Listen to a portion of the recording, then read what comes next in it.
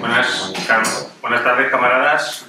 Vamos a comenzar el acto. Bueno, antes de nada, agradeceros la presencia en este acto presencial, de los pocos actos presenciales que hemos hecho en los últimos tiempos, pero que, bueno, que al final está siendo un éxito los actos en los que se están organizando una vez más, después de mucho tiempo, pues encuentros en los que nos veamos las caras y podamos debatir con tranquilidad, más allá de las herramientas telemáticas con las que nos hemos acostumbrado en los últimos años a hacerlo, y para hacerlo sobre una cuestión tan actual que requiere que nos veamos, que hablemos, que analicemos, porque a nadie se le escapa que el mundo está cambiando, viene en los últimos años transformándose, y ahora todas las contradicciones pues se han puesto encima de la mesa, y es lo que tenemos que hablar y debatir hoy. Para eso contamos con Juan García Moya, a quien todos conocéis, analista político, ha colaborado con muchos medios de comunicación.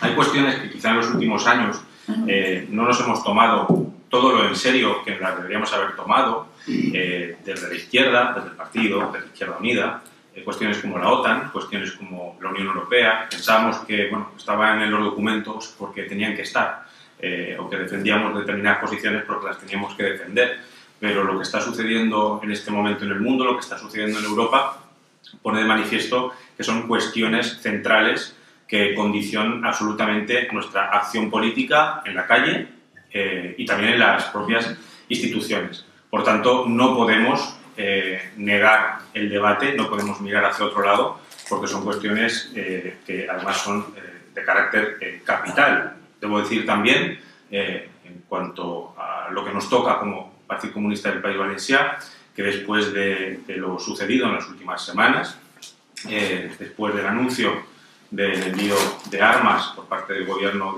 de España a Ucrania, nosotros hemos solicitado desde el País Valenciano que el Comité Central del Partido Comunista de España se reúna urgentemente para abordar esta nueva situación, y aparte también hemos solicitado esa reunión un tercio de los miembros del Comité Central del Partido Comunista de España para forzar a que se produzca esa reunión y ese debate que consideramos imprescindible. Desde luego, la situación que estamos viviendo es muy compleja, como he dicho al principio. Es difícil analizarla en términos ideológicos, que es lo que tenemos que intentar hacer como comunistas. La gente en general, la sociedad en general, está muy desorientada. Hoy no estamos en una situación como en la que podíamos estar en los años 30, en los años 40, en los que había diversas visiones o cosmovisiones del mundo, mundo comunista, el fascismo, el capitalismo, en el que, bueno, estuviera la gente en el país en el que estuviese, en España, en Estados Unidos, en Venezuela, en Francia o en China, podía analizar la cuestión o la situación internacional desde una perspectiva ideológica, ¿no? Pudiéndose sentir identificado con una de esas visiones del mundo que estaban confrontando. Hoy es bastante más complejo, hoy es muchísimo más complejo.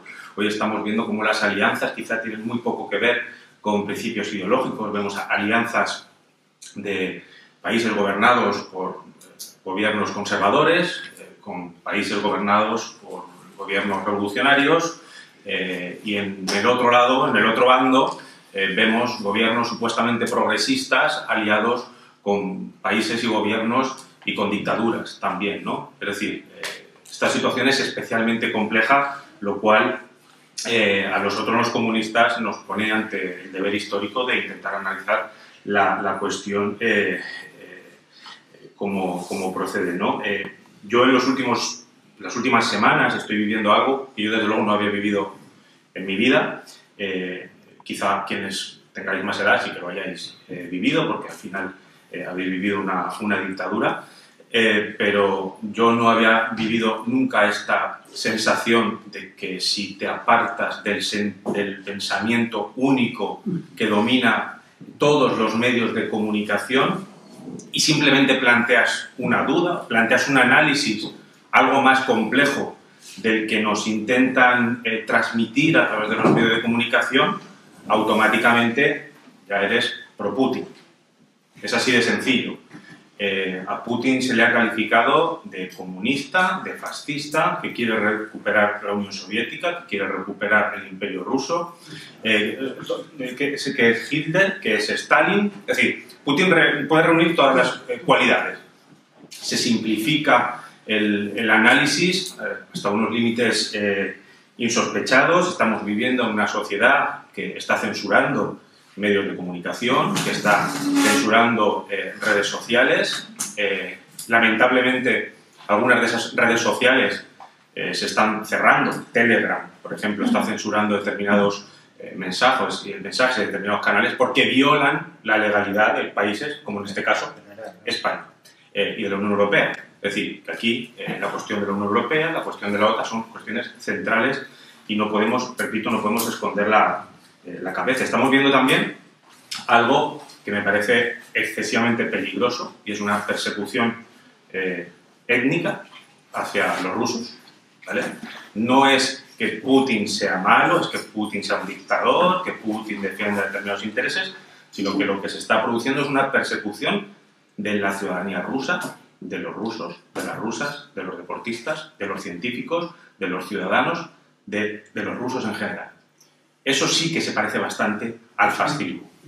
Y nosotros estamos, lamentablemente, en el sector y en el bando que está llevando a cabo esa persecución de una etnia, la etnia de los rusos, ¿no? Eso es un peligro que, aunque mañana se acabara la guerra, aunque mañana cesasen las bombas, que por cierto, nos dicen que la guerra empezó hace 2 semanas o hace 20 días, la guerra lleva 8 años. 8 años donde se han estado bombardeando poblaciones civiles en el este de Ucrania. A nadie se le escapa que Ucrania es un país complejo. Ucrania es un país dividido en dos. Una parte pues, es más occidental, más cercana a los países del oeste de Europa, y una parte donde son mayoritariamente rusos.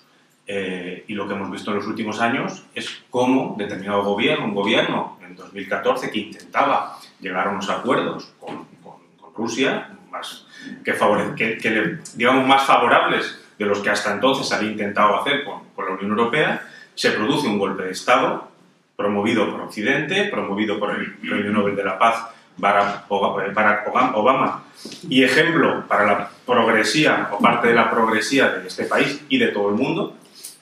Un golpe de Estado con el que se empieza a perseguir a gente, a matar a rusos, a matar prorrusos, a matar sindicalistas, a ilegalizar el Partido Comunista de Ucrania y durante 8 años a bombardear a la población rusa del este de Ucrania.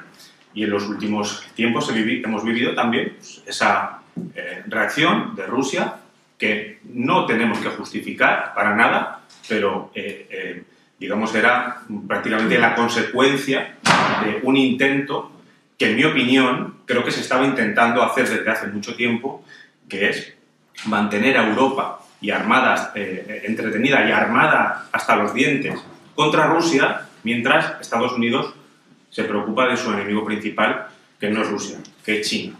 Nosotros, en Europa, hoy somos carne de cañón de las políticas de Estados Unidos, que por otro lado ha sido el adalid de las sanciones, pero al mismo tiempo no le ha preocupado intentar salvar su culo, incluso yéndose a negociar con Maduro porque necesitaba el petróleo que ya no le iba a comprar a los rusos. Es curioso cómo Estados Unidos es el que obliga a la Unión Europea a no reconocer al gobierno de Venezuela.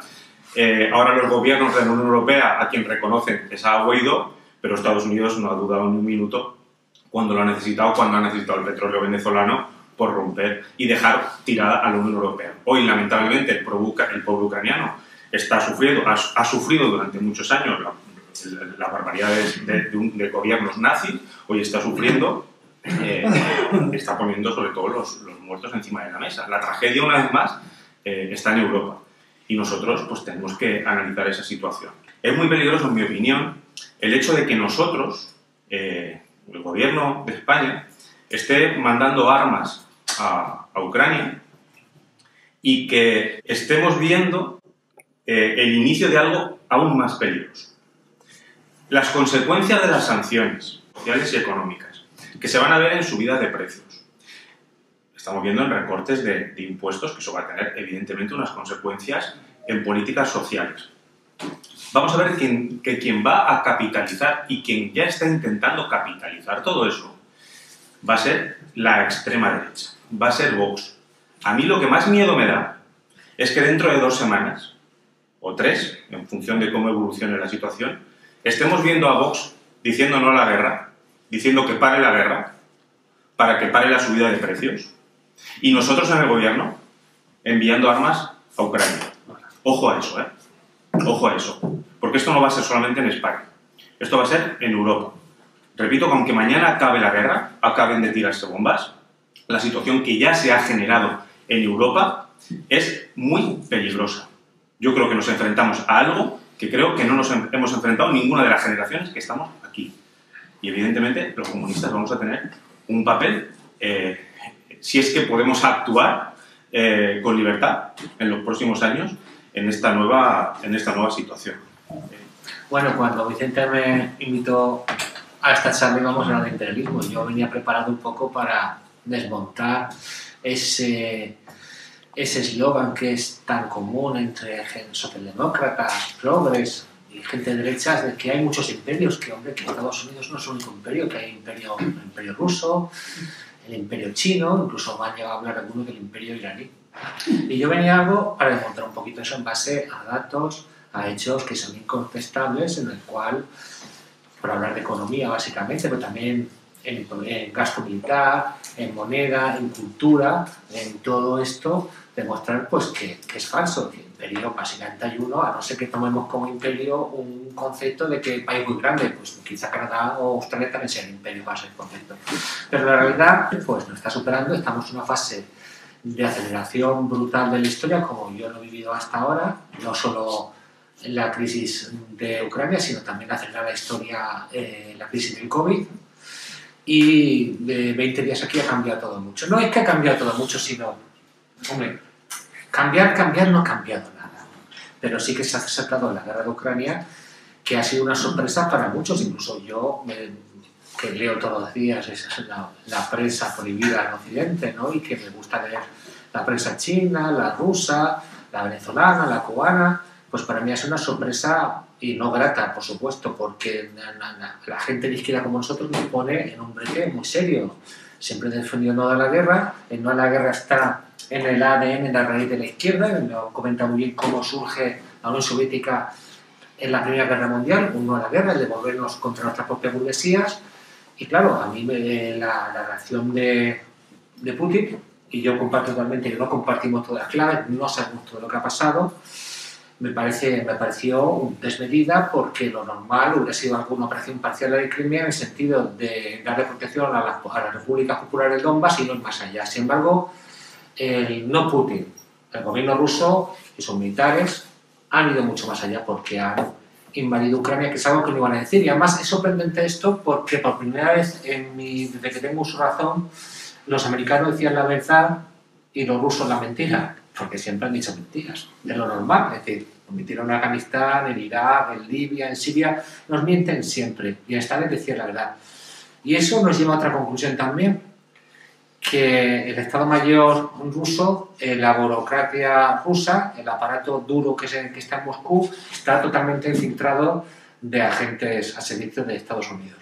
Putin, cuando hace la entrevista y sus memorias y tal, lo comenta siempre, que una de las cosas que hizo cuando llegó a ser presidente del gobierno fue limpiar de agentes norteamericanos el gobierno, limpiar todo agente norteamericano, porque decía, ha comentado una vez que iba a un despacho allí de Kremlin y tenía un agente americano que tenía la bandera puesta allí, la bandera de Estados Unidos. Eso durante la época de Yeltsin.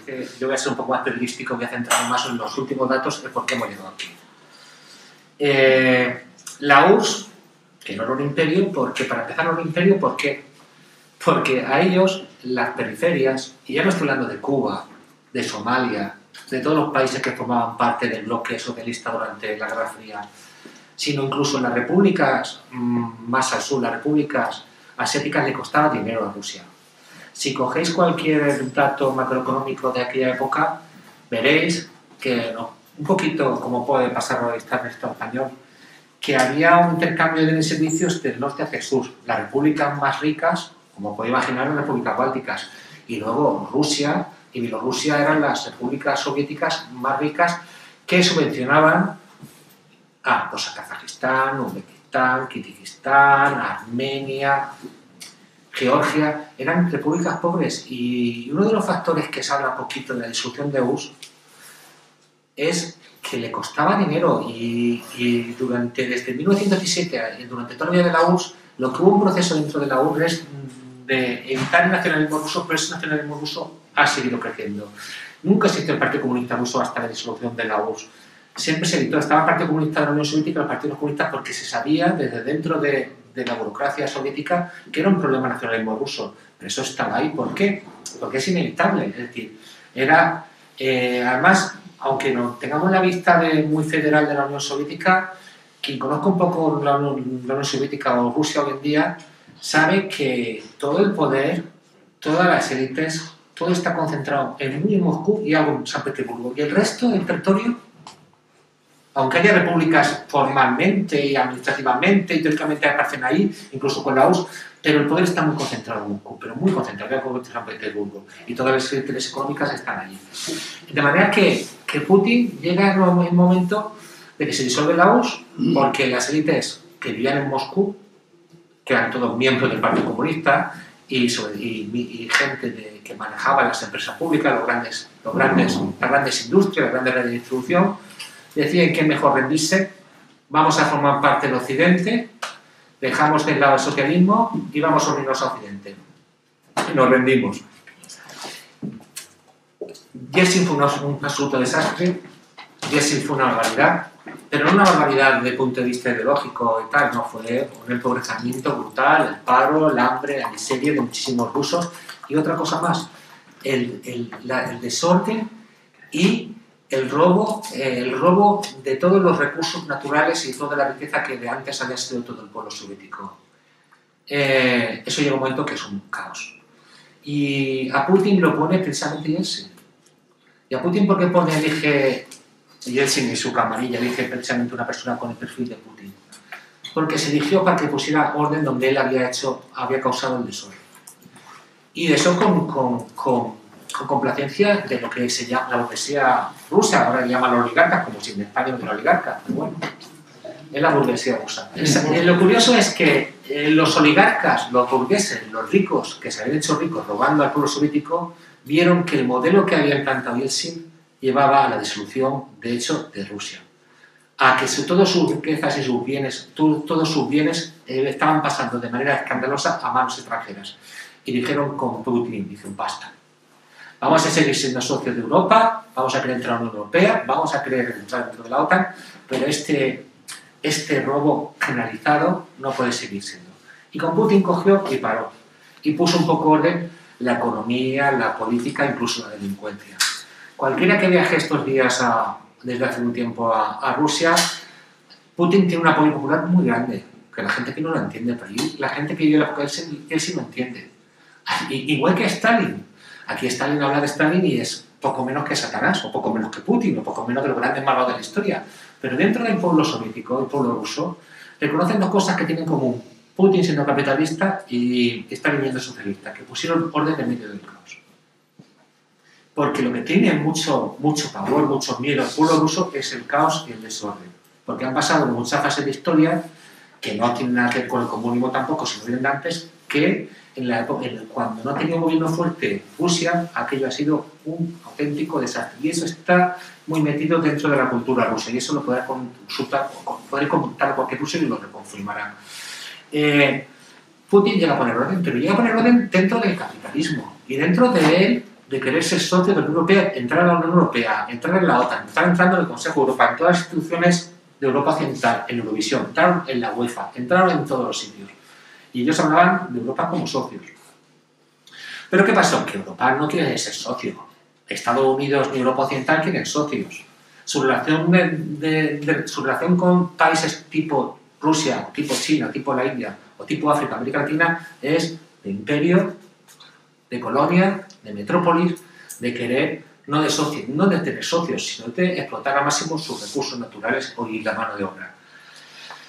Esto poco a poco ha ido llevando a que la relación, al principio muy cordial, de hecho Putin se veía en los medios españoles como un freno al comunismo en Rusia, haya ido degradándose porque las expectativas que tenía Rusia se han ido incumpliendo. La primera más grave, que ahora se está repitiendo mucho, es que a Gorbachev le prometieron que no se expandiría la OTAN a su área de influencia y que se repetiría la área de influencia que había sido sometida. Por supuesto, todos sabemos que eso se ha incumplido. Pero no solo se ha incumplido eso, sino que a Rusia le han dejado a un lado de la historia. Y dice Rafael Pons, que aunque este último escrito no me gusta mucho, pero ha escrito mucho sobre él, conoce mucho Rusia y China, dice que Rusia y China en su momento optaron por socialismo porque el imperio norteamericano, lo que se llama la comunidad internacional, Estados Unidos y sus lacayos, los había arrinconado a un lado de la historia, y la vía socialismo fue la única forma de tener estados realmente soberanos. Rusia y China estaban predestinados a eso, a ser como la India hoy en día. Y el socialismo le permitió ser estado soberano, que lo habéis comentado antes. ¿Qué ocurre? ¿Qué ha ocurrido ahora? Ninguno de los dos es socialista. Sin embargo, siguen siendo estados soberanos. Pero gracias al socialismo. Gracias al socialismo. ¿Y por qué no son socialistas? Pues igual que en su momento se optó por el socialismo para conseguir independencia y soberanía, el capitalismo, sobre todo en el caso chino, lo vais a ver mejor. China es el modelo más eficiente de economía que se ha inventado, porque aúna la planificación económica con la explotación capitalista de la mano de obra. Y eso es insuperable. No se ha inventado nada mejor. Y entonces ese es el crecimiento. Nadie explota mejor una fábrica. Por supuesto, una fábrica con trabajadores temporales a una fábrica con funcionarios, produce más la de los trabajadores precarios. Evidentemente. Yo soy funcionario, pero es que es así, no vamos a mentir. Pero eso, en Europa, en Estados Unidos, la economía está sometida al cortoplacismo, a los intereses, al caos, al libre mercado. Y no permite una planificación económica, no ya a corto, por supuesto, ni a medio ni a largo plazo. Entonces, China ha encontrado un modelo perfecto. Después del socialismo maoísta, de decir, vamos a formar parte del mundo, salieron con Estados Unidos porque se enfrentaron a la Unión Soviética y adoptaron el modelo mixto de una economía capitalista, pero planificada por un partido comunista. Y Rusia va a ese camino. Rusia se va a ese camino. No sé si habéis leído que se están yendo muchas empresas occidentales de Rusia, y lo que ha dicho Putin, que dice que no es socialista, que es liberal, que lo van a nacionalizar esas empresas. Y ya están los ricos rusos y los ricos occidentales diciendo, cuidado, que vuelve el socialismo. Ojalá, ojalá, ojalá. Yo no lo veo claro dónde vamos a ir, pero ojalá. Pero que la elección entre bloques, entre socialismo y capitalismo, no es algo tan ideológico a veces como pensamos, sino de necesidad como nación, como pueblo. Y eso es lo que está pasando con Rusia y con China. Ucrania no ha existido nunca. El discurso de Putin, que a mí no me gustó anunciando la guerra, dijo tal cual que Ucrania era un invento de los comunistas, así como la autodeterminación de los pueblos. Bueno, ahí se desmarcase la Unión Soviética, me parece bien, pero que recordar que el reconocimiento de las repúblicas populares de Donetsk, su independencia, fue en una iniciativa del Partido Comunista Ruso en el Parlamento ruso. Y que la oposición a Rusia no es el sinvergüenza que está en la cárcel, que no me acuerdo, Navalny. La oposición rusa, y cada vez con más fuerza, es el Partido Comunista Ruso. El Putin ha ido poniendo orden, lo ha conseguido, se ha perpetuado en el poder, se ha hecho trampas, no ha sido meter a Navalny en la cárcel, sino que restarle votos al Partido Comunista Ruso. Esas son sus trampas. Pero cuando él vio ya que Occidente lo arrinconaba, que todo lo que le habían prometido no era verdad, empezó a cambiar su política exterior. ¿Y cuándo nos podemos dar cuenta? Fijaros que Estados Unidos ha ido bombardeando por todo el mundo y nadie les ha rechistado. La primera vez, incluso antiguos aliados de la URSS, como fue Yugoslavia, gobernando aquí el PSOE, Solana era el secretario general de la OTAN, apretaron el botón, disolvieron primero Yugoslavia y luego Serbia. Porque ahora todo el mundo, con el derecho internacional, pues bien nos pasasteis por el foro de derecho internacional el caso de Yugoslavia. Porque se pasaron por el forro totalmente. Pero ya con Yugoslavia no dijeron nada, porque era un momento de debilidad y aún querían ser socios. Irak me molestó, pero tampoco dijeron nada. Pero les han ido apretando y cuando ya surgió la invasión, el bombardeo de Libia, dijeron, ostras, esta es la última, porque les engañaron también. Le dijeron, no va a haber una exclusión aérea, pero nosotros no vamos a intervenir en Libia. Y como todos sabemos, entonces gobernaba Zapatero y Julio Rodríguez de Podemos era el secretario, era el jefe de la OTAN. No solo bombardearon, sino que intervinieron, asesinaron a Gaddafi y el país más próspero de África ahora es un puto caos. Y porque quería pagar por el euros era un elemento incómodo, se desarmó previamente, porque la OTAN para atacar se desarma previamente el enemigo, desarmaron como han atacado a países como Irak, Libia y Siria que previamente se han desarmado. A Corea del Norte no lo atacan. Y porque Gaddafi era un tío torpe que nunca supo hacerse relaciones estables con nadie. Yo me acuerdo en España, el caso de España, que por ejemplo financió al MC y luego lo del MC hablaban pestes de Gaddafi, como otros grupos que utilizaron la vía armada, lo mismo pasó con Gaddafi. Gaddafi no quedaba bien con nadie, pero bueno, eso no era para asesinarlo. Y ahí ya Rusia dijo, leches, hasta aquí hemos llegado. Y vamos, y en ese momento a mí personalmente yo estaba en la redacción de Rebelión y me fui porque la mayoría de esa gente que habíamos dicho antes no a la guerra con Irak y con tantas intervenciones entrevistas, la mayoría de gente dijo no, no, está bien, esta vez la otra no está del lado bueno. Y fue en ese momento que yo me fui de Rebelión y me llamaron una rusa y me dijo, oye, ¿quieres colaborar en RT? Yo ni conocía RT y además estaba empezando. Y dije, ostras, pues me sorprendió que un tío como teóricamente de derecha, teóricamente como Putin, estuviera a la izquierda de los teóricamente gente con que nos relacionábamos aquel entonces la izquierda. Y en ese momento ya Putin empezó a cambiar y vio que sus aliados en el mundo podían ser pues los antiimperialistas. La gente que es militante en Europa Occidental, pero básicamente retomó las relaciones, por ejemplo, con Cuba, con Venezuela.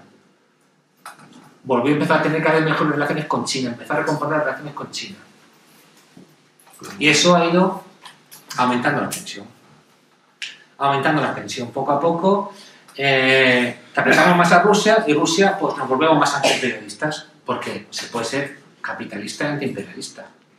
Lo que pasa, no me acuerdo quién lo decía, que lo primero que es el antiimperialista, y luego ya veremos, porque lo que está claro es que dentro del imperio no vamos a construir socialismo ni vamos a construir ningún espacio de solidaridad y de igualdad.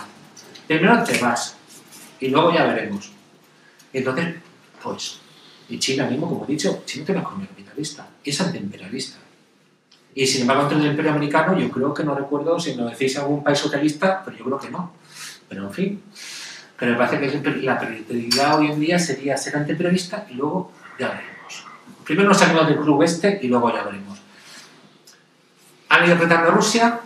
Rusia se ha ido enfrentando cada vez más a Estados Unidos. La política exterior rusa siempre ha sido muy antiamericana desde hace unos años aquí, pero sin embargo ha querido mantener las relaciones con sus socios europeos, como decían ellos. Fijaos una cosa, que es otra de las cosas otras cosas que aceleró la guerra. Rusia le ha ofrecido vender contratos a largo plazo a Europa y venderle más gas. Hizo el Nord Stream 2 que iba directamente de Rusia a Alemania sin pasar por Ucrania. Y ha sido justo unos meses antes de la invasión, que dijo, no, Alemania dijo, con un gobierno teóricamente de izquierdas, este gasoducto no se va a poner en marcha. Bueno, y sabéis que el hijo de Biden es el máximo dirigente de la gasística de Ucrania. O sea, hay un interés clarísimo, por parte de Biden de que no se pusiera en marcha Nord Stream 2. Y es evidente que cuando en la calle de la Vía Diaria te encuentras con un tío violento, un tío que te puede pegar 2 hostias, tal, pues procura no arrinconarlo. Y a Rusia se ha ido arrinconando hasta que ha tenido esta respuesta tan violenta. Es así, es decir, la respuesta ha sido violenta, pero lo cierto es que se puede haber evitado. Yo estoy convencido que está Nord Stream 2 en marcha y no se pone en marcha. Y no se empieza la guerra. Y estoy convencido de que, como he dicho, muchas claves se nos escapan, pero Rusia no son tontos, no son locos, y sabían que esta guerra iba a iniciar un desacoplamiento de Europa. Y por supuesto, antes de iniciarlo, hablarían con China, y China les ha ofrecido a comprar todo el gas y todo el petróleo que venían de Europa. De manera que beneficiados, es verdad que Estados Unidos, que nos vende un gas 3 veces más caro, un gas proveniente del fracking, pero es verdad que también China sale beneficiada, porque va a comprar, tiene un suministro ya, China, que tiene tierras raras, tiene mucha mano de obra, pero no tiene la energía única que tiene posibilidad de energía son la eólica y la hidráulica, y la de carbón, que la están cerrando por cumplir con el protocolo de Kioto, eso se olvida siempre, porque dan datos falsos sobre este tema, pues China ahora tiene el gas que iba a Europa, va a China.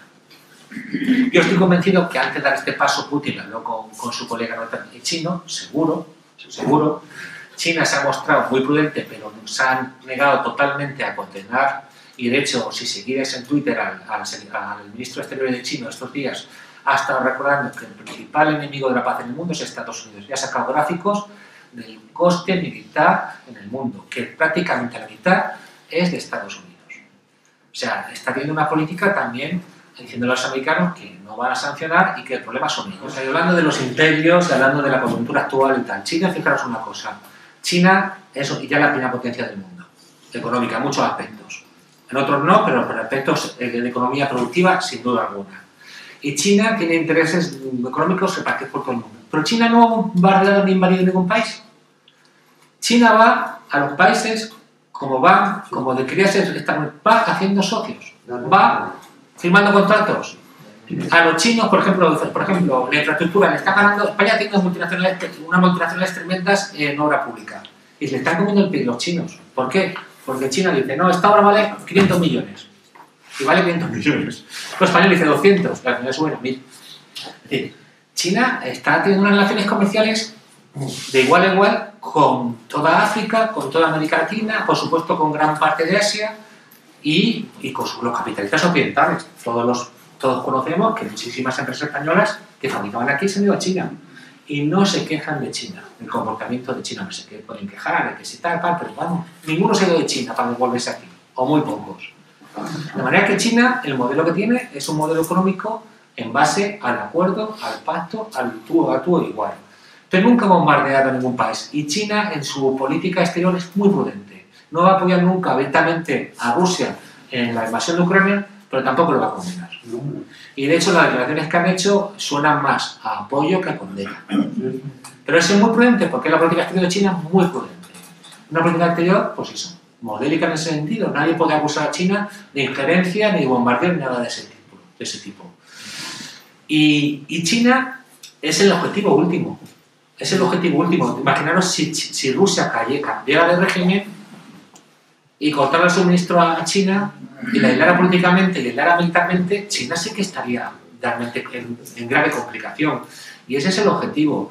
Porque además, la diferencia entre Rusia y China es que en China gobierna el Partido Comunista Chino, que es una constitución muy seria, muy ordenada. Nos podrá gustar más o menos sus decisiones, pero es un partido comunista en muchos casos modélico.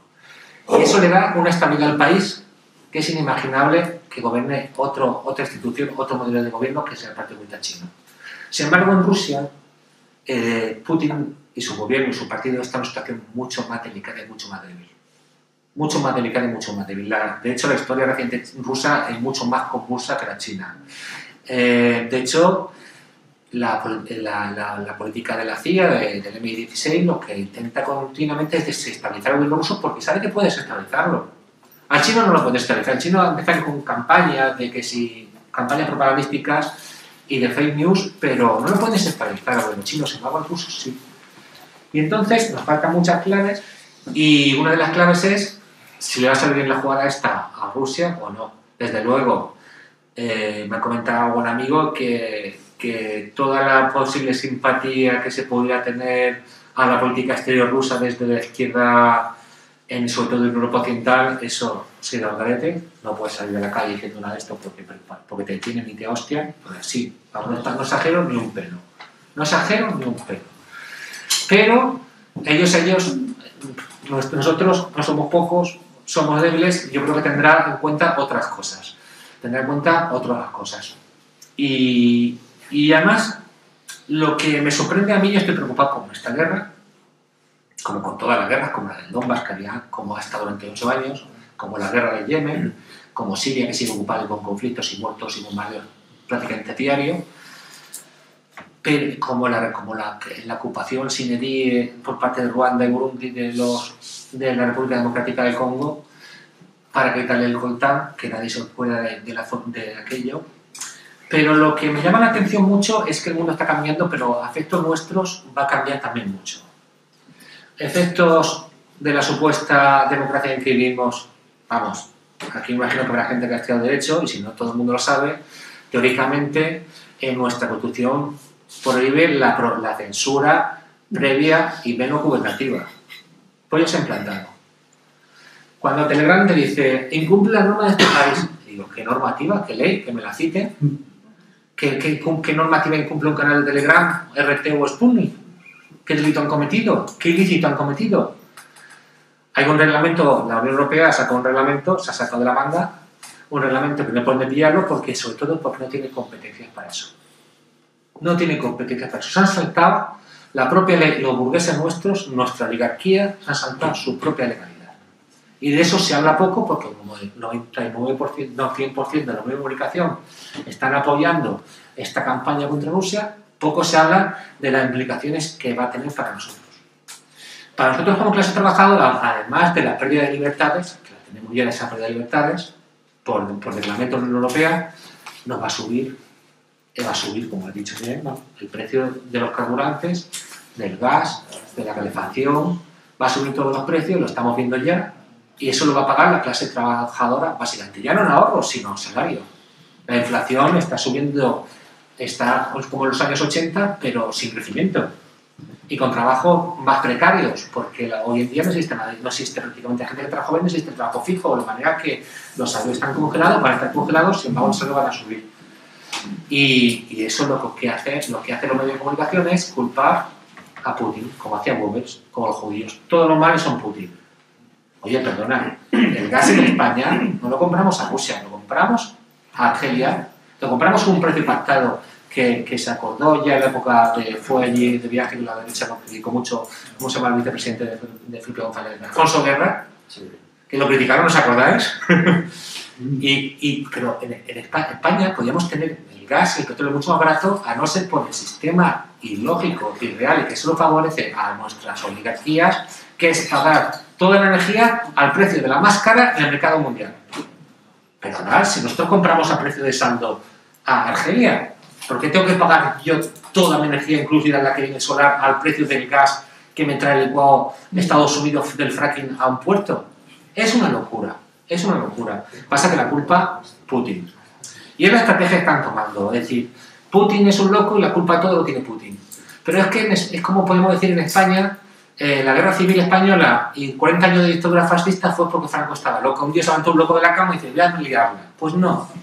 Las cosas son mucho más complejas que esas. Mucho más complejas que esas, que son el gobierno de Putin, las decisiones de Putin, son fruto de un proceso histórico y una coyuntura. Pero los medios de comunicación, como no quieren saber nada de eso, ¿cómo acaban? Putin es un loco y además le vamos a atribuir todos los males del mundo. Y lo malo es que no hay ninguna voz que recoja en los medios de comunicación ninguna que se atreve a desmontar además se desmonta fácilmente ese discurso unánime. Y por eso estoy preocupado porque las implicaciones son mucho más profundas. También está habiendo una caza de brujas en los pocos periodistas que se atreven a defender, no a defender, sino a dar otros puntos de vista. A disentir. Le están despidiendo a la gente, le están quitando las colaboraciones. Dices, o el Bernabé, o te quedas con RT o con nosotros, pero los dos a la vez no puede ser. Y lo están diciendo a periodistas. Y yo con el proceso histórico de estos últimos años hemos visto más reciente que tiene que ver con la expansión del imperialismo norteamericano, la expansión y la decadencia a la vez. Yo me doy cuenta de una cosa. Aquí, cuando se invadió Irak, que el gobierno español participó activamente, salimos a la calle millones de personas. Toda España es una calle. Y todo el mundo a la guerra. La inteligencia, que le llamo inteligencia no muy inteligente, pero algo sí que es norteamericana, la inteligencia del M16, la inteligencia española, dijeron algo hemos hecho mal cuando no la guerra ha triunfado de esa manera. Y a partir de eso, de la guerra de Irak, si os fijáis, la han montado de otra forma. No han entrado tan a lo bruto, sino que la forma de intervención del imperialismo norteamericano es montamos primero una revolución naranja que parezca eso, una revolución ciudadana, y luego nosotros apoyamos. Eso lo ensayaron en Libia y les salió muy bien. Lo ensayaron en Siria y no les salió bien porque intervino Rusia. Pero el plan era el mismo. El plan era el mismo. En los gobiernos del este de Europa que aún tenían gobiernos, digamos, prorrusos o antioccidentales, todos han sufrido en mayor o menor medida una revolución naranja. Ucrania sufrió y al final triunfó el golpe de Estado en Maidan, pero ese mismo gobierno elegido democráticamente que se dice históricamente prorruso. Ha habido hace poco otra revolución naranja en Kazajistán, que al final intervino el tratado que tienen ellos, pero lo que me da es que lo hacen muy bien ellos y se montan unas revoluciones como para que disfraza la contrarrevolución en forma de revolución y la OTAN acude en defensa de los ciudadanos desarmados que piden libertades. Y les ha salido muy bien, hay que reconocerlo, y la izquierda antiperialista no ha sabido, ni los gobiernos antiperialistas no han sabido frenar esa ola de revoluciones naranjas. Eso es muy difícil. No, yo no se me ocurre cómo acabar con esa tendencia, porque tienen todo medio de comunicación y hasta los medios progres españoles están más próximos a las teorías imperialistas que... Y fíjate tú, aquí tenemos Sputnik, RT y todo similar y los han censurado. Pero no todo es negativo. Yo veo sin lado positivo. Yo veo el lado positivo que la próxima superpotencia mundial va a ser China. Va a ser una incógnita cómo se va a comportar con el resto del mundo. Pero, como he dicho hace un momento, la historia de sus relaciones con los demás países es mucho menos violenta que lo que podría ser. Que fijaros una cosa, que el coste del ejército ruso es ínfimo comparado con el norteamericano. Sin embargo, Estados Unidos está muy preocupado porque con un coste de inversión mucho más pequeño han conseguido mejoras, sobre todo los misiles esos supersónicos, que no tiene Estados Unidos, con una inversión de miles y millones de billones de dólares no la han conseguido, los rusos y los chinos no tienen. Y entonces, por eso da miedo a Rusia, porque se pueden defender. Cuando la OTAN ataca a países defensos, a nadie le da miedo. Y porque además, como en el caso de, repito, en el caso de Libia, Siria, Irak, se habían desarmado previamente. Y Rusia no se ha desarmado. Y eso es un problema. Es un problema. Claro, yo llamo no a la guerra y al desarme, pero que no sea unilateral, porque eso sería un desastre. Si de hecho en Europa, en el mundo, no se han lanzado bombas nucleares desde Hiroshima y Nagasaki, ha sido porque después de esas bombas nucleares había otras potencias que las tienen. Si no lo hubieran tenido Rusia o China, hubiéramos visto lo que hubiera pasado. Desde luego, de que las tienen Rusia y China, no ha habido un ataque nuclear más. Y el único ataque nuclear contra dos ciudades civiles indefensas lo cometió Estados Unidos, que nadie se lo olvide. Cuando se habla tan ligeramente. Entonces, yo creo que no vamos a llegar, ni mucho menos a la guerra nuclear. Lo que no sé yo es cómo va a acabar esto. No sé, yo lo sé ni lo sabe nadie. Desde luego sí que va a producirse a corto plazo ese acoplamiento de Rusia, aunque incluso Borrell estaba ya templando gaitas el último día. Pero sí que también reconozco que la situación de la izquierda europea, si llega a la debilidad, con esto en máxima debilidad, y también y aún no se dio la respuesta que se debía dar desde la izquierda. Desde luego el no a la guerra está ahí siempre, el no a la guerra, pero no todas las guerras. Y el no a la guerra es decirte el no a la OTAN, porque que nos vengan diciendo que la OTAN es una operación defensiva, vamos, nos toman por tontos, nos toman por tontos.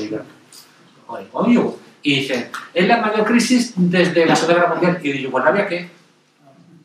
¿Y Yugoslavia qué? ¿Qué ocurrió allí? ¿Qué fronteras se respetaron allí? Es decir, que la situación es muy compleja, estamos analizando muy al día, con lo cual eso impide el análisis, pero pero se sabrá más tarde o más temprano todo las últimas causas de esta decisión tan inesperada del gobierno ruso. Y yo lo que hago un llamamiento, por supuesto, a la paz, pero sobre todo a la paz, a la igualdad y a la disolución de la OTAN y del Imperio Americano, que son, en última instancia, los grandes causantes de todas las guerras y toda la desigualdad que hay en este mundo. Muchas gracias, Pablo. Pues nada, si tenéis palabras o reflexiones, pues a ver. Sabemos perfectamente lo que está ocurriendo, ¿vale? No tenemos todas las claves, pero sabemos lo que está ocurriendo. Pero la acción política es cero. No estamos haciendo ninguna resolución, ningún ayuntamiento, en ningún sitio. Hay que dar la cara. Hay que dar la cara. No tenemos que tener miedo, cojones. Y si alguien del gobierno, si alguien de los nuestros, por decirlo de alguna forma, del gobierno, no está de acuerdo, que le den. Que le den. Nuestros parlamentarios, si se tienen que saltar la disciplina parlamentaria, que se la salten. Porque si no, no se va a entrar al país de nada. Tiene narices que los únicos que hablan y que están diciendo lo que estáis diciendo vosotros dos, son militares españoles jubilados, entre ellos el general Ayala y el coronel Baños. Tiene huevos. Los únicos que están diciendo las mismas tesis. Y un catedrático de la Universidad Complutense de Madrid, que no sé si le van a dejar volver a publicar algo, que te lo conoceréis, que se llama Floridiana. El otro día escribía un artículo del 5 de marzo en el Levante a página completa, diciendo más o menos lo que habéis dicho vosotros. Pero tiene huevos, y nosotros no decimos nada en el Parlamento. Tenemos que decir, cojones, tenemos que decir. Si hace falta, nuestra gente que se salte de disciplina del grupo parlamentario, del grupo municipal y de su hostia. Que el centro la va a perder, pero que suene, cojones, que suene. Porque ya os digo una cosa, la gente no es gilipollas.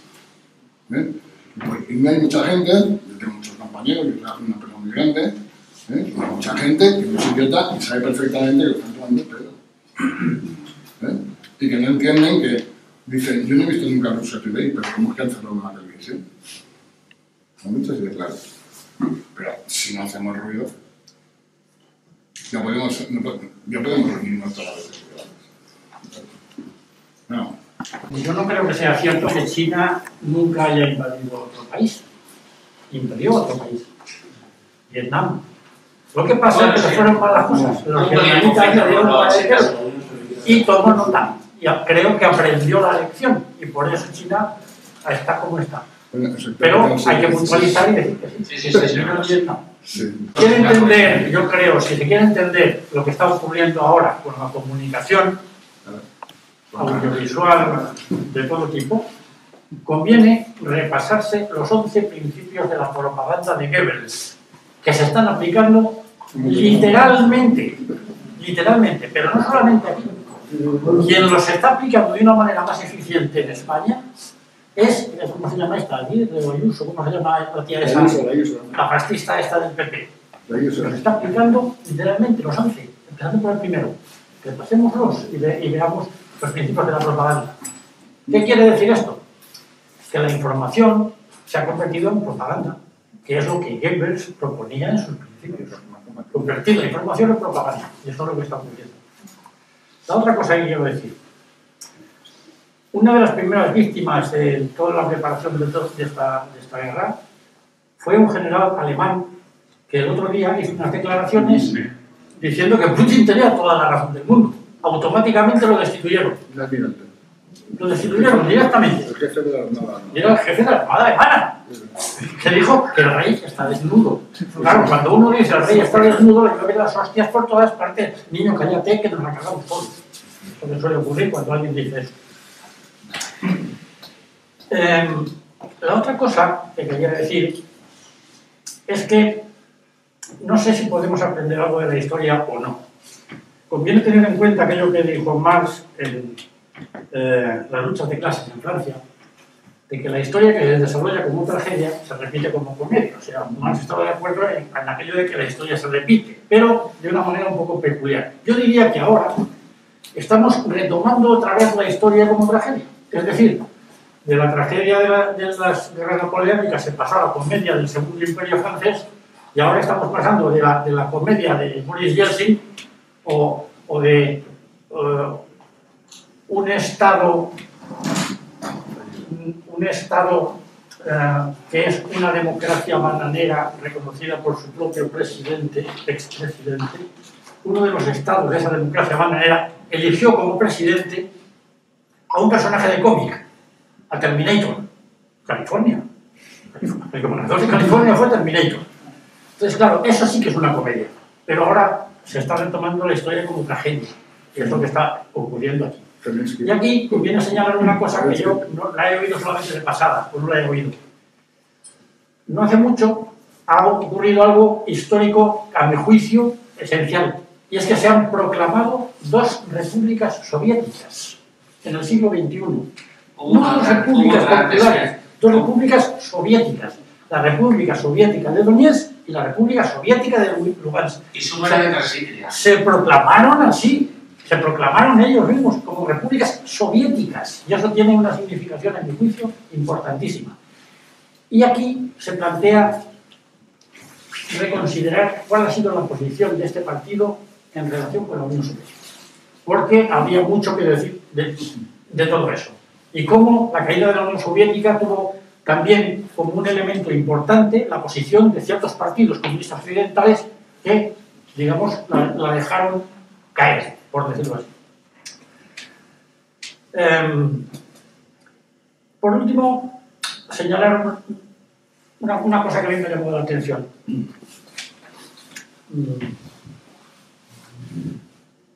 Hace poco, un general de un ejército extranjero condecoró a un general del ejército español. Le puso una medalla de su ejército. Este general era del ejército americano y el general español es uno de estos de la OTAN, que están por ahí, ahora en Estonia y por ahí. Cuando eso ocurrió, yo asocié ideas, esto me recuerda a algo. Recuerdo a otro general de un ejército extranjero poniendo una condecoración a un militar del ejército español, la Cruz de Hierro. El general del ejército alemán ponía la Cruz de Hierro al general Muñoz Grandes, que al grito de Rusia es culpable, que es lo que ahora está ocurriendo, formó la División Azul. ¿Qué es lo que ahora está ocurriendo? Por eso, la historia es posible que, aunque se repita como comedia o como tragedia, nos pueda orientar de alguna manera. ¿Quiere eso decir que tengamos la solución a los problemas? No, claro, no, pero al menos podremos quizá entender un poquito mejor estos problemas. Yo creo que eso hay que tenerlo en cuenta. La unidad que se ha creado en la sociedad contra los rusos, hasta el punto que nunca hemos visto eso, que un ruso no pueda decir que es ruso, porque automáticamente es perseguido.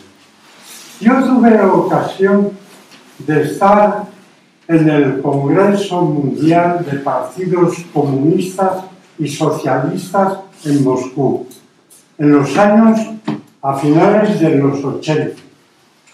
Y tuve ocasión de hablar con dirigentes soviéticos en aquel momento. La percepción que yo saqué es que ellos, miembros del Comité Central del PECUS, ya habían cambiado el chip. Ya pensaban que la solución de lo que tenía que ser era tipo, no digo que fueran occidentales ni liberales, pero es. Y es que hay una cosa que no hemos abordado, y es la guerra psicológica. Alemania bombardeó en Hamburgo, por ejemplo, y en una noche hubo Inglaterra, pues dicho Alemania, 35.000 muertos en una noche. Yo os invito, porque como me han suprimido RT y tal, me trago todos los programas de la derecha en la televisión. Hay que mirarlo y reflexionar. Hoy anda la noticia de un bombardeo, de un edificio, no sé qué, un muerto. No es que yo diga que es poco, porque eso no tiene que suceder. Pero si vais sumando los muertos que han ido dando, no llegan al centenar si quitamos el del campamento este que bombardearon ayer, que era militar. Hoy se ha bombardeado un hospital en Donetsk, pero eso no se lo dicen, te enteras de que hay. Me refiero a que la guerra psicológica es lo que ha dado una imagen uniforme que tendremos que entender. Perdonad, pero esa no es la única guerra. Esta guerra empezó con la Olimpiada de Sochi. En la Olimpiada de Sochi los rusos barrieron en medallas y éxitos. El director de la agencia de dopaje rusa estaba denunciado por atletas a los que pedía dinero, obligaba a doparse y tal. Y estaba perseguido por la fiscalía rusa. Se escapó, lo cogió la CIA y de pronto denunció al gobierno ruso, a Putin y a todos, de que había, bueno, una cosa denunciada. Como toca con los anglosajones, no hacía falta probar nada. Bastaba el testimonio de un perseguido para eso. Pero os voy a decir, a partir de ahí, a Rusia se le sanciona en el Comité Olímpico. No puede acudir como nación a la Olimpiada de Río de Janeiro. Tampoco ha podido asistir a las Olimpiadas de invierno. Y resulta que Rusia es una potencia mundial en el deporte que diríamos artístico. El Bolshoi genera una cultura que en la natación artística, en la gimnasia rítmica, en el, ¿cómo se dice?, el patinaje artístico, pues son fenomenales. Estados Unidos le está persiguiendo para eso.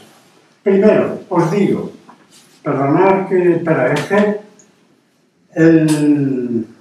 en la gimnasia rítmica, esa de las chicas con aros, primero había 18 ejercicios que puntuaban. Luego, como eso no podían competir con los rusos, bajaron a 12. Y ahora son 9. ¿Qué quiere decir? Que una atleta israelí, que es muy buena, pues puede cargarse a 2 chavalas que tienen 18 años, que han sido las campeonas. Quiere decir eso.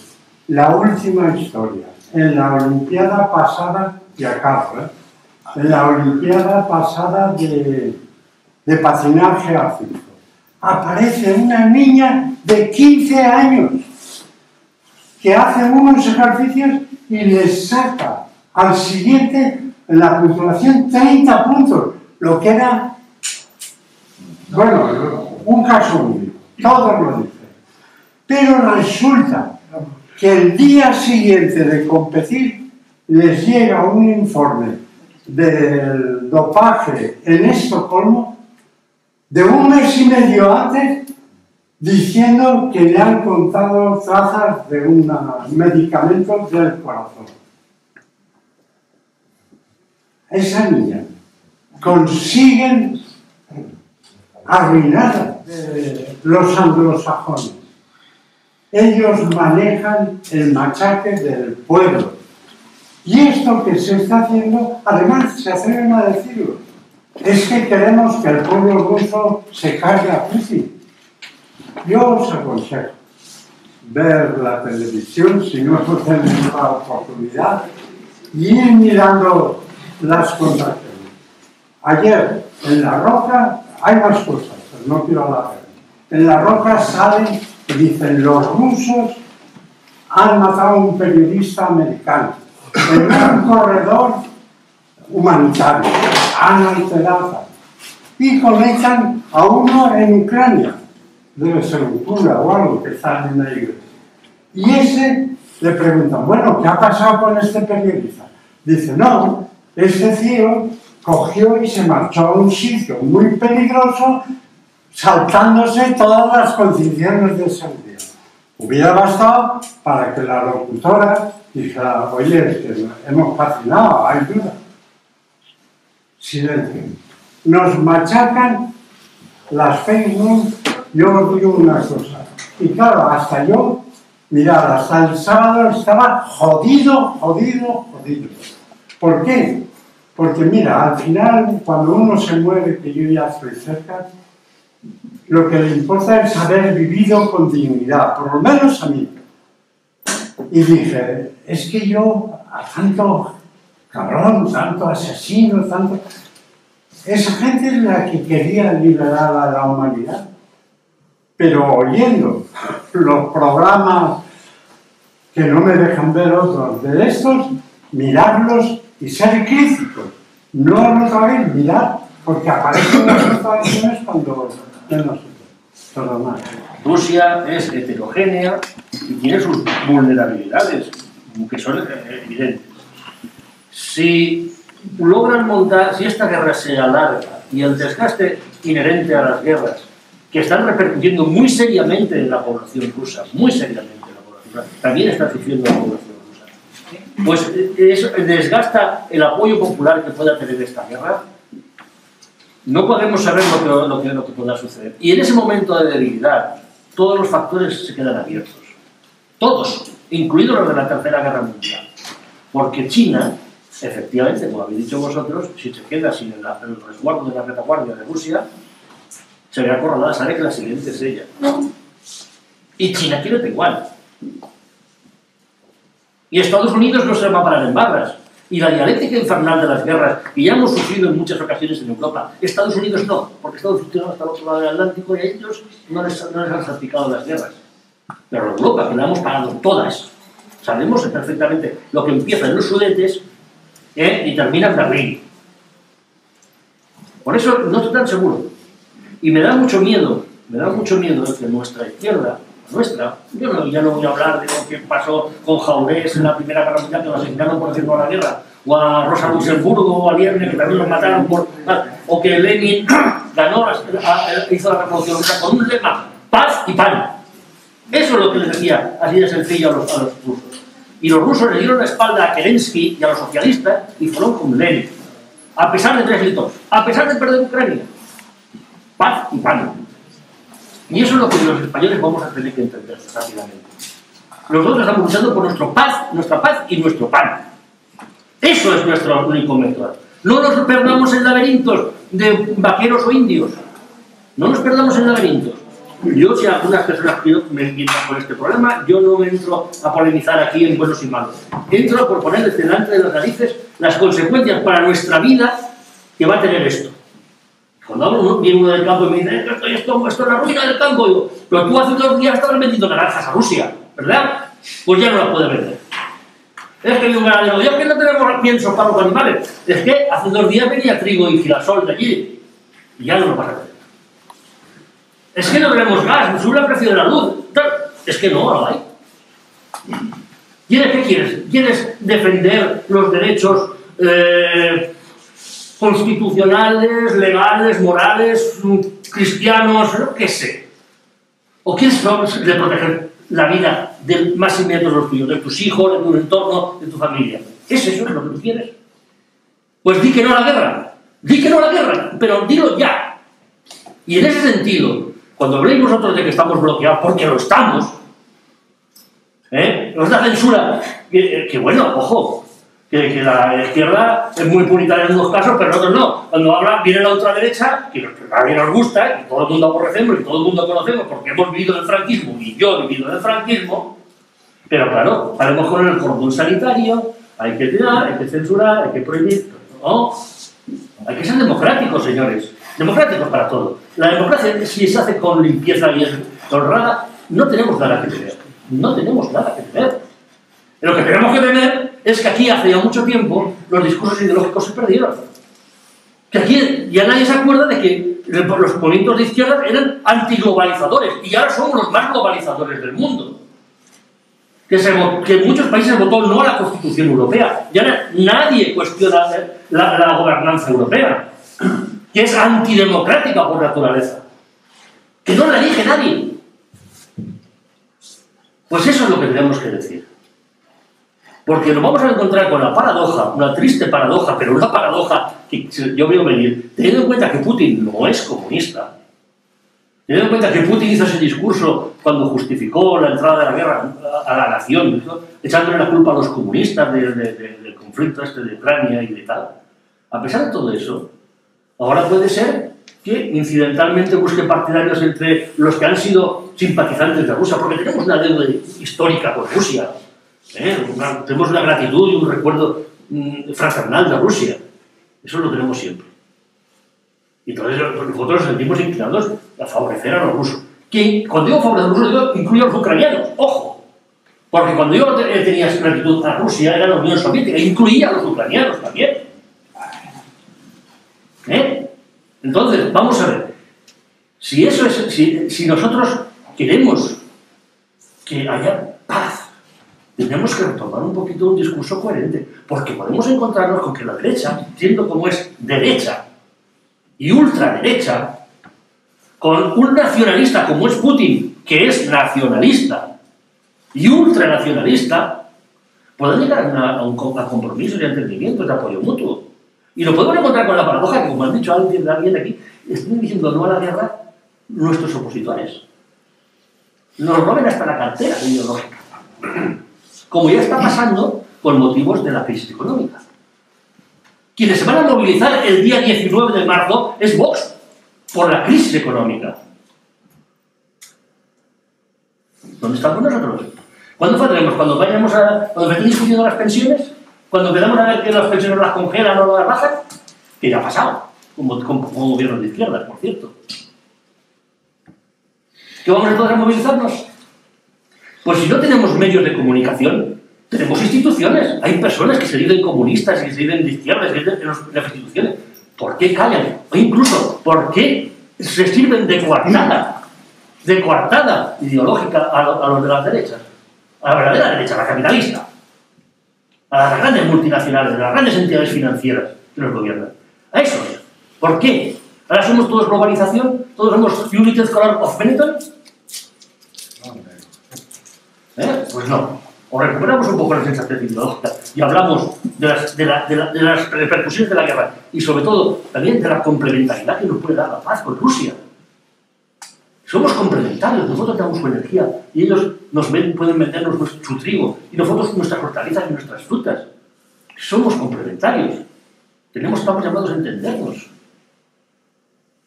¿Por qué nos dejamos robar, estafar y manipular por nuestros propios enemigos, por los americanos? Mi abuelo, Manuel, murió en Cuba. Bueno, perdón, no murió en Cuba, estuvo en Cuba. Murió de enfermedad cuando vino aquí, enfermo de allí.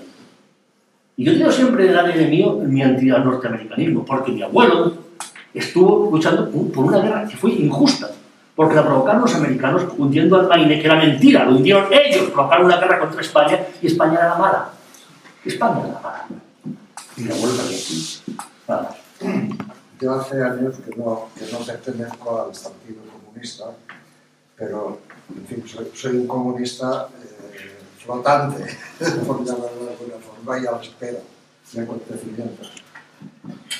Los acontecimientos que tenemos por delante son acontecimientos muy seriamente preocupantes. Evidentemente, la guerra no es una cuestión ni visual, ni estética, ni siquiera ética. La guerra es terrible.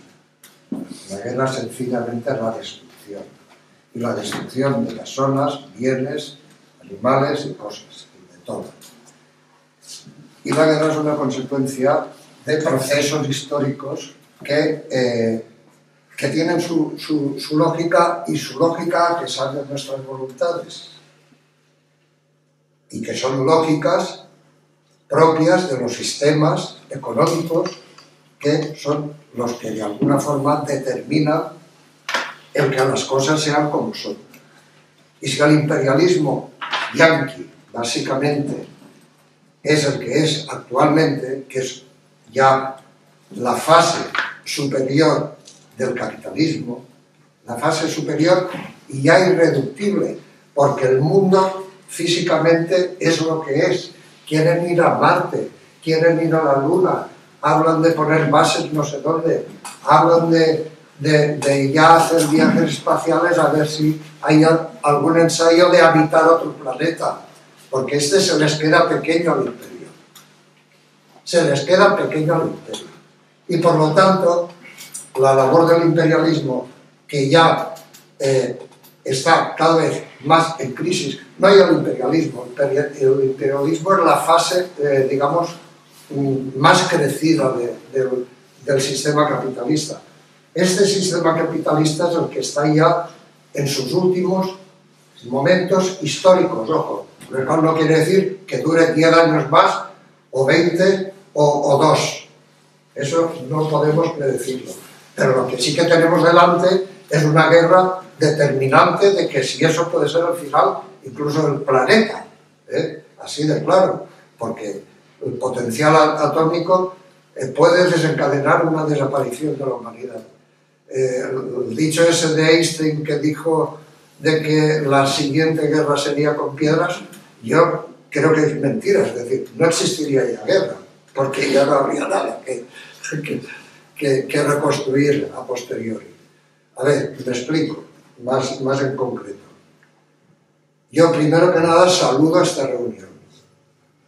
Saludo esta reunión en el sentido de que, por parte del Partido Comunista, se está repensando, como decía Javier en su intervención, y saludo también la decisión del Partido Comunista Valenciano, del Partido Comunista de Aragón y del Partido Comunista de Madrid. Y de Extremadura también. Y de Extremadura también.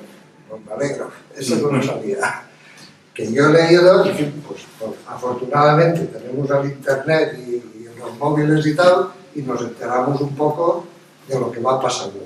Entonces saludo, porque creo que los comunistas tenemos en este debate, en esta coyuntura, no somos más izquierda, o sea, no somos la izquierda, somos algo más que la izquierda, desde el punto de vista de que si confiamos que Pedro Sánchez o Felipe González son la izquierda, pues la hemos cagado, así de claro.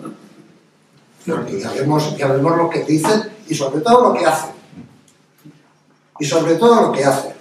Porque cualquier cosa que caiga en manos de Biden o de Clinton o de Felipe González, me da igual. Trump, la crisis de la salida de Trump, de las últimas elecciones. Ese sistema está, que se cae de por sí. Es que no pueden ya más de fascismo dentro de su seno.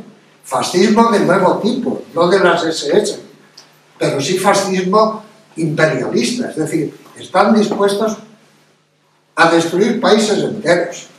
Lo hicieron con Libia, lo han intentado con Siria, bueno, lo han intentado y lo han conseguido en gran medida. Es decir, somos testigos de la historia. Testigos vivos de la historia. Y cómo esa historia va marcando cuáles son los hitos que tenemos por delante. Putin, a mí me importa si es comunista o deja de serlo, porque ese no es el debate. Putin es un gobernante nacionalista que ha dicho basta. Y que tiene un aliado estratégico que no es cualquier cosa. Y China, quien gobierna China es el Partido Comunista Chino, no es un gobierno cualquiera. Es decir, a donde voy a parar es que los comunistas tenemos un papel especial en esta película. Y la película es, o nos ponemos las pilas y refrescamos el contenido ideológico de la forma de ser comunista, es decir, ser comunista no es cualquier cosa, es precisamente tener la capacidad y la inteligencia que tiene el otro lado para decir, la nueva sociedad, ¿cómo se diseña? Pues la nueva sociedad quieren hacer, porque hay una Venezuela, hay una Cuba, hay un Vietnam, hay una Siria, quiero decir, hay una Libia, por mucho que Gaddafi se le pueda criticar lo que sea, eso es irrelevante, como es Gaddafi. Gaddafi iba a implantar, y por eso también se encargaron, por lo que decías del petróleo, del gas, pagarlo en euros, los proyectos de Gaddafi, entre ellos, era crear una moneda africana y una unión africana, al estilo de Nasser en su día. Es decir, que esas fases del imperialismo hemos de saber situarlas y hemos de saber posicionar la política comunista en esas claves, no en claves de si los derechos del LGTBI están vulnerados o no, que también hay que respetarlos, pero no es lo más importante. Eso es un aspecto secundario. Como es un aspecto secundario, la inclusividad de los niños con discapacidades. Como es un aspecto secundario, y perdonadme las mujeres, tanta gloria al feminismo. Vamos a ver, ya no es la mujer trabajadora, ya no es la mujer. Vamos a ver, está muy bien. Yo no es que esté en contra de eso, pero estoy en contra de caer en las trampas, Y esas son trampas que pone el capitalismo y que financia el capitalismo, puñetas, que está a la vista. Entonces, los comunistas tenemos otra idea. Yo veo aquí unas caras jóvenes que me suenan habernos visto en una reunión de una plataforma que estamos haciendo contra la OTAN, y contra la guerra, creo que estabas tú, ¿no? Sí. Y quiero decir que hay que ponerse las pilas en lo teórico y en lo práctico. Y lo que decía un compañero, esto a nivel también de la adscripción del PCE o de Izquierda Unida en el componente, en la amalgama esta llamada Podemos, o como se llame, o Unidas Podemos, pues bueno, pues bien, esas cosas hay que respetarlas, pero esas cosas no son el centro del problema. Bueno, eso es otro debate. Yo hace 3 o 4 días elaboré un pequeño artículo, lo presenté en el Levante y lo publicaron en Internet. Intenté publicar algo en el papel, pero ahora no. Precisamente a raíz del comentario que hubo por 2 ministras de Unidas Podemos de si el PSOE era el partido de la guerra. Así titulaba y me lo han publicado. Y yo terminaba, no voy a soltar el rollo, diciendo no a la guerra por mi parte. Preguntaba si con lo que ha hecho el partido de gobierno, vendiendo armas a Ucrania o enviando armas para que se maten los ucranianos, y lo que hizo en Yugoslavia, también tolerando el Partido Socialista, y el amigo Sánchez, que no tiene bastante con mandar armas a través de la OTAN, con el presupuesto de la OTAN, sino que además, por libre, está mandando aviones con armas letales, pues decía no a la guerra y OTAN no. Y me acuerdo de todo lo que hubo en la OTAN, ya hace muchos años, y me pareció, al ver la motivación de este acto, que se estaba hablando del partido que siempre ha estado contra la OTAN, de ver qué programación se hacía y qué actuaciones podían hacerse. Porque esto parece excesivo, demasiado, ya se ha dicho aquí. Lo que no puede ser es una guerra como esta. Las guerras había que evitarlas todas, pero lo que no se puede es dar la información que se está dando al pueblo, a la gente, a toda España, y que la gente está atontada, en partes, yo diría que atontada. Otros no están nada tontos. Pero lo que sí es cierto es que aquí parece que en lugar de ser la OTAN la que está creando todo este caldo de cultivo, pues es que son es Putin, nada más. El cachondeo este es inaguantable. Un país que se pretende democrático y que sobre democracia se están leyendo de la gente. No se informa en absoluto, se desinforma constantemente. Y eso me parece que es inadmisible. Y yo he venido con la idea, porque he visto que sí, parece ser que hay una idea de hacer algo en contra de la OTAN. Es que atacar la OTAN antes era coherente, había que hacerlo, lo hicimos, pero es que ahora es la prueba de que teníamos razón, que se nos engañó en ese referéndum y que aquello fue una trampa y que la OTAN debería desaparecer, entre otras razones, porque ya no tiene el Pacto de Varsovia, etcétera, etcétera. Se ha argumentado aquí ya por... Entonces, este comentario, compañero, que estaban estos jóvenes quizás planteándose algo, una plataforma anti-OTAN, como la que estuvimos algunos, yo creo que tendría todo su sentido. Aquí se ha dicho por este compañero que a lo mejor te van a... Mire, yo a mí me lo han publicado en el Levante y yo soy consciente de que eso, decir no a la OTAN en este momento, pues no es ninguna tontería. Es decir, que a alguien puede no gustarle nada, pero hasta ahora no me ha pasado nada. Nadie me ha atacado ni nadie me ha dicho nada. Igual porque como Víctor tampoco. Sin embargo, si en este momento hubiera una actuación solo del Partido Comunista, porque hubiera una declaración del no a la OTAN y de todo esto y de lo que está pasando, pues sería muy importante. Y seguramente más de uno, y más de 5, y más de 20 se podría enrolar en una manifestación. Y se ha dicho los revolucionarios bolcheviques serán pocos. Pues para esto yo creo que hay lo suficiente, la suficiente sentimiento de engaño y de mentira y de aprovechamiento de una situación por parte de un señor como el presidente de gobierno que tenemos, que este es capaz, por seguir gobernando, de hacerse el líder de la OTAN y el jefe de la banda, inundar y provocar la guerra. Porque lo que está haciendo es, ¿cómo se le ocurre a este hombre declararle la guerra a Rusia? Es lo que ha hecho. Ha hecho una declaración de guerra. Pero ¿dónde vamos nosotros? ¿Dónde vamos? Si somos nada.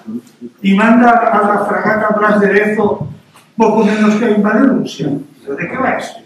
Es decir, me parece tan absurdo y tan inadmisible que aceptemos de una manera casi borreguil, y perdónenme, pues el que este señor se esté pavoneando así por Europa y diciendo que hay que ir allí y darles armas para que se maten. Es decir, yo creo que una declaración del Partido Comunista, como debe hacerse, sin faltarle respeto a nadie, pero diciendo que no somos tontos, sería muy oportuna, ¿eh? Pues yo creo que ahora mismo no nos tiene que dar miedo, ya se ha comentado aquí, de quedarnos casi solos, porque en este momento nos quedaríamos casi solos planteando nuestra posición. Siempre hay que estar en una posición coherente y explicando las cosas, porque si os dais cuenta, por un lado estamos mandando armas a Ucrania, pero hipócritamente le seguimos comprando petróleo a Rusia y se le está ingresando miles de millones de euros que también se utilizan para la guerra, ¿no? Yo creo que tenemos que plantear una posición coherente y también ser conscientes de que hoy es muy difícil que el 95% de la población acepte o nos entienda, pero también estoy seguro que conforme vayan pasando los días, conforme vayan pasando las semanas y los meses, porque esto, repito, aunque mañana acabará la guerra, esto se va a extender mucho tiempo. Cuando empiece a subir mucho el precio de la gasolina, de la energía, empieza a haber carencia de alimentos, etcétera, etcétera, cuando empiezan a despedir a un montón de gente, que ya se están cerrando empresas, se están cerrando fábricas, se está despidiendo a mucha gente que de eso nos está hablando, cuando empiece ya la situación social a ser preocupante, más de lo que era, entonces mucha gente que hoy está diciendo hay que bombardear y hay que matar a Putin y hay que enviar, hoy hacemos un referéndum para entrar en guerra con Rusia y bombardear Moscú y sale con el 90%, estoy seguro, o con el 80%, ¿vale? Porque la gente hoy está incluso más encendida que los propios militares. Yo escucho a militares que son más conscientes de lo que supondría entrar en un conflicto con Rusia que la gran población. Entonces yo creo que tenemos que plantear nuestra posición coherente, sabiendo que si la mantenemos vamos poco a poco a ser entendidos, ir trabajando la plataforma esta contra la OTAN, es importante. Ahí nosotros como Partido Comunista también tenemos una contradicción que tenemos que resolver internamente, porque tenemos miembros del Partido Comunista que forman parte de un gobierno que está jugando en favor de la OTAN. Vamos a estar manifestándonos contra la OTAN y posiblemente estemos en el gobierno. Es decir, esa contradicción la tenemos que resolver. Por eso hemos planteado ese debate en el Comité Central para tomar una posición clara y que analicemos esta nueva situación. Y lo hemos planteado en los distintos territorios, pero también un buen número de miembros del Comité Central que hemos dicho tenemos que reunirnos y debatir sobre esta cuestión. Pero bueno, van a pasar muchas cosas en las próximas semanas. Espero que podamos hacer también actos como este, donde podamos ir poniendo en común las nuevas informaciones y ver cómo va evolucionando la situación. Y yo por mi parte agradecer que hayan estado aquí con nosotros, a todos vosotros, y bueno, muchas gracias y a ver si nos vemos más físicamente.